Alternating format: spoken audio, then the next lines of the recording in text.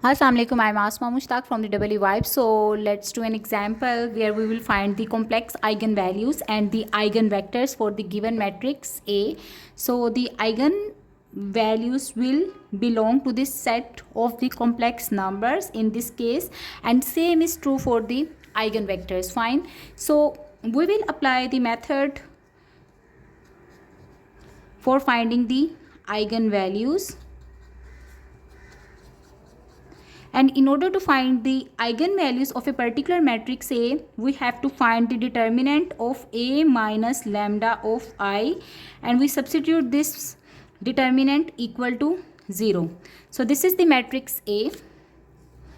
Okay. Let's just substitute its value A minus B, then B, then A, then minus lambda is actually the eigenvalue. And here you have to write the identity matrix, which will be of the same order as A. So 1 0 0 1. Since we cannot subtract a constant from the matrix, so that's why we have multiplied this lambda with the identity matrix. Okay, and then what we will do, we will find the determinant of this equation and substitute it equal to 0. All right. So let's just solve it, and we will have A minus lambda. Okay, because when lambda will be multiplied with 1, it will be 1, then 0 0 and lambda. So I'm just simplifying it. It becomes minus B. Here you will have B, and here you will have A minus lambda. Okay, and this is equal to 0. In order to find the determinant of the 2 cross 2 matrix, what we do, we actually multiply the diagonal entries. So first we start with A minus lambda, then A minus lambda, then minus, and then minus B into B becomes plus B square is equal to 0. Let's just simplify it further, and we will have A square minus A lambda minus A lambda plus lambda square plus B square is equal to 0. So it becomes lambda square minus 2A lambda plus A square plus B square, and this is equal to 0. Okay, now we will apply the quadratic formula according to which you can find the root by x is equal to minus b plus minus under root b square minus 4ac divided by 2 into a, where the coefficient of lambda square, which is a, is equal to 1. Fine. Then the coefficient of lambda, which is equal to b, is equal to minus 2a, and then constant c is equal to a square plus b square. So we will use this information and substitute it in the formula. You will get lambda is equal to minus b. So b is minus 2a, so it becomes plus 2a plus minus under root b square, which is equal to minus 2a whole square minus 4. A is 1 in this case, while c is equal to a square plus b square, and we will divide it with 2 times of a. A is equal to 1 in this case. Fine. So substitute the values and let's just simplify it. It becomes 2a plus minus under root, and here you will have 4a square minus 4a square minus 4b square, and this whole expression is divided by 2. So we will have 2a plus minus this 4a square and minus 4a square will be cancelled out, and you will be left with square root of minus 4b square divided by 2. On further simplification, we can write it as 2a plus minus under root 4 is equal to 2, under root of b square is equal to b, and under root minus 1 is actually equal to iota. So it becomes 2b iota divided by 2, and hence the two roots that we will have are equal to lambda 1 is equal to A plus B iota, and lambda 2 is equal to A minus iota into B. Fine. So these two numbers are actually, because of the presence of the iota, are actually complex numbers or the complex eigen values. Fine. Now we will find the corresponding eigenvectors, and for that what we need to do, we will solve this equation according to which A minus lambda of I into V1 should be equal to 0, where V1 is the first eigenvector whose components will be V11 and V12, and we should always choose the values of V11 and V12 such that they are not 0. So it is compulsory that V11 and V12 shouldn't be equal to 0, because the 0 eigenvector doesn't give us any information. So that's why we always prefer to choose some non-zero values of the eigenvectors.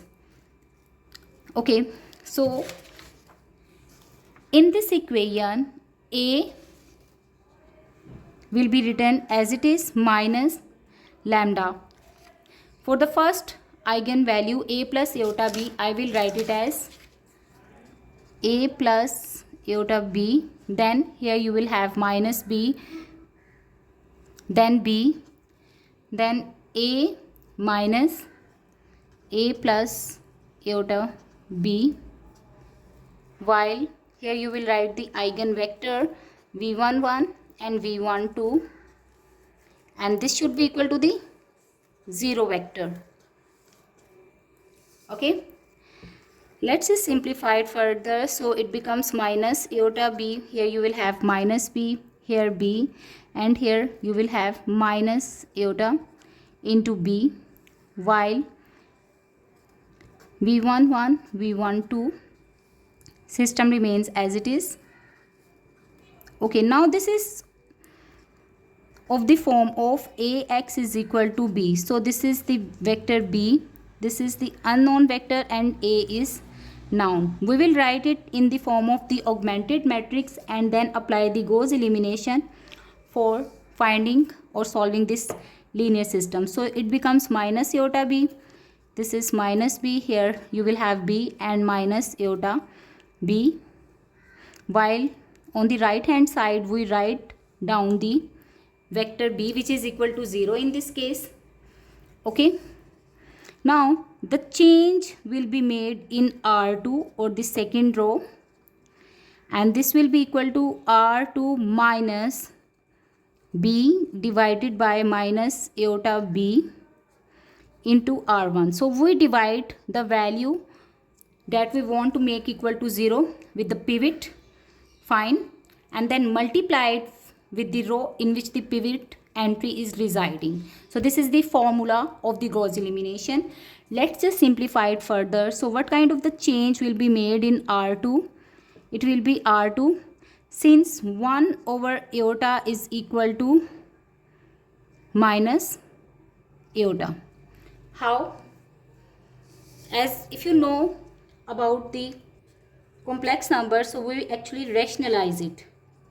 Okay, so we multiply and divide 1 over iota with iota, so it doesn't make any change if you divide and multiply it with the same number. So iota into 1 is actually iota, while iota into iota is equal to minus 1, so this is basically equal to minus iota.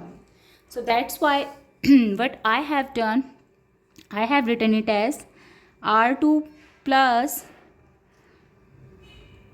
minus minus becomes plus. So 1 over iota is actually equal to minus iota, while B will be cancelled out and it becomes R1.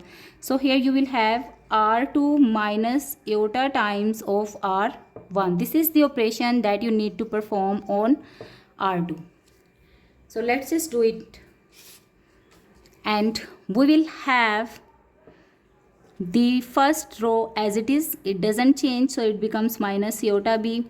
Here you will have minus B, this entry will become 0, and let's see what will happen to this entry.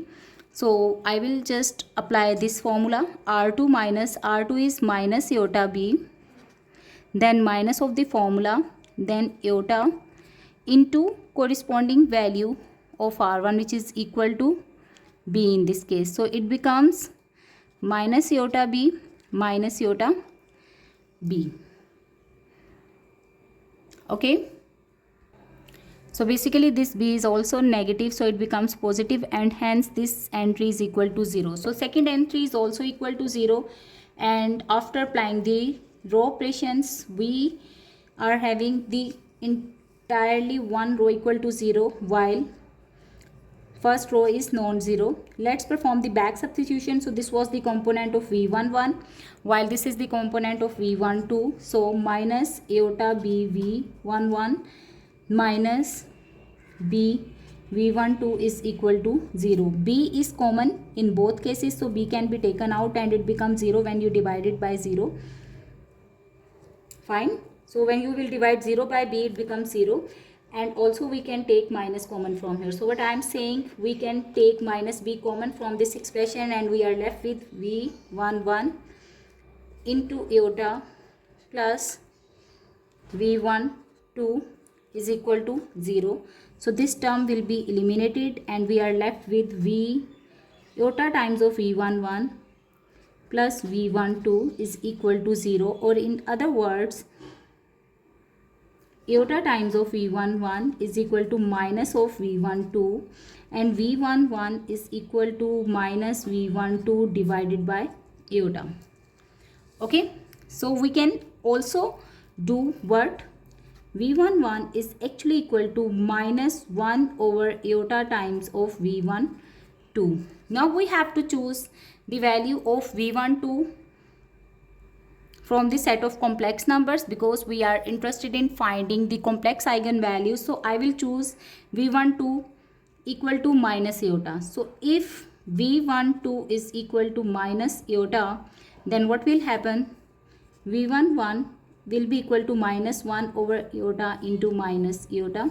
So minus iota will be cancelled out with minus iota and V11 becomes equal to 1. So the first eigenvector V will be equal to 1 and minus iota. This is the first eigenvector corresponding to lambda is equal to A plus iota B. Similarly, we can apply the same procedure and find the second eigenvector whose value is equal to V2, and we can write it as this is equal to 1 and iota. Fine. So these are the two eigenvectors corresponding to lambda is equal to A plus minus iota into B. Thank you for watching.